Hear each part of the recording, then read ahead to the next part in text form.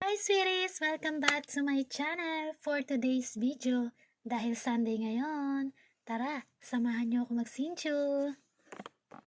At syempre, bago gumora, konting makeover lang. Tari ni girl, may pa-mascara. At may pa-blushan pa. O manipis lang ka-face, so di naman, ox na yan. At kasama ko na, maganda kong friend. Waiting kami ng bus. Saan punta, girl? Andito na nga kami sa Sinchu. Early bird yan. Gutom yan. Tara na, pumasok.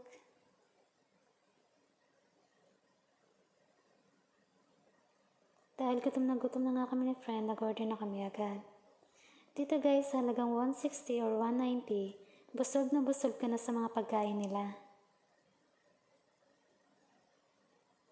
Meron silang only rice, dahil rice is life. Only sausawan.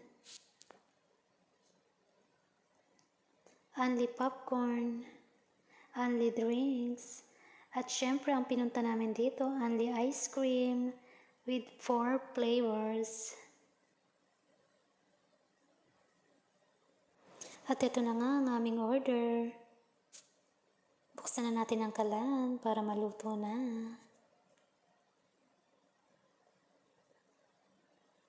Ang order ko ay cheesy milk, hot pot, and kay friend ay seafood.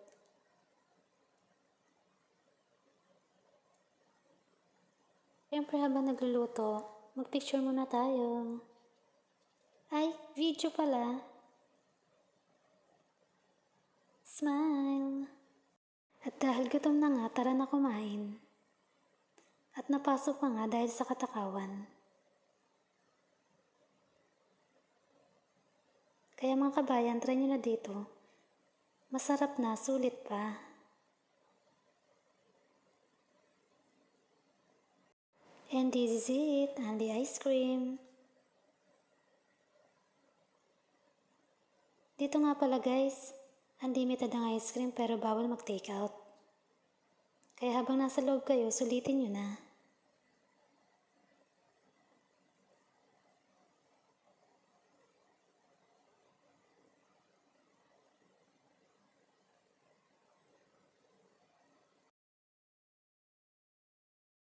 Wow!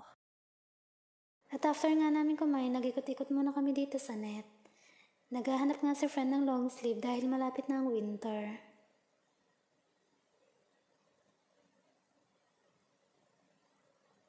Wala nga siya nagustuhan kaya pumunta naman kami dito sa bags. At napamodel pa nga. Sunod naman ay pumunta kami dito sa Yellow Store. At madami nga rin sila mga paninda dito at lagi silang sale.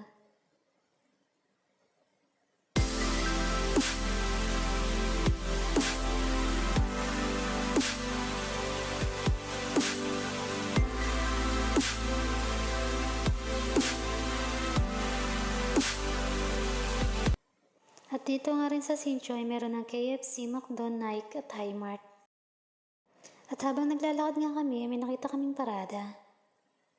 At natuwa nga kami ni friend dahil meron palang kalabaw sa Taiwan. Woo!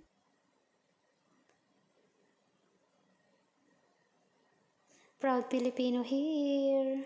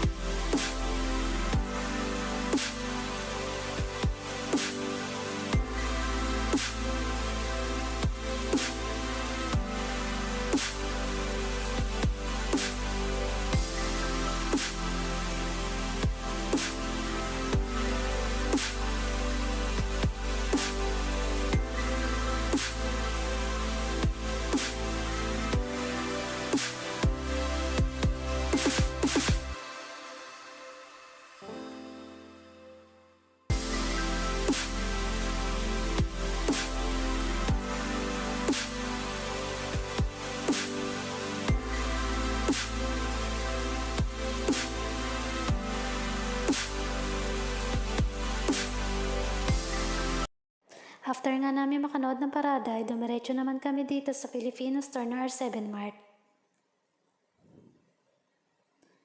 Kompleto na nga sila dito kaya hindi tayo magugutom sa Taiwan. Nakita ko na nga ang hinahanap ko na cream corn kaya bumili na ako ng 2. Lalagay ko nga ito sa buko pandan. Woo! Kompleto nga rin pala sila dito ng chocolates na pwedeng pambagahe.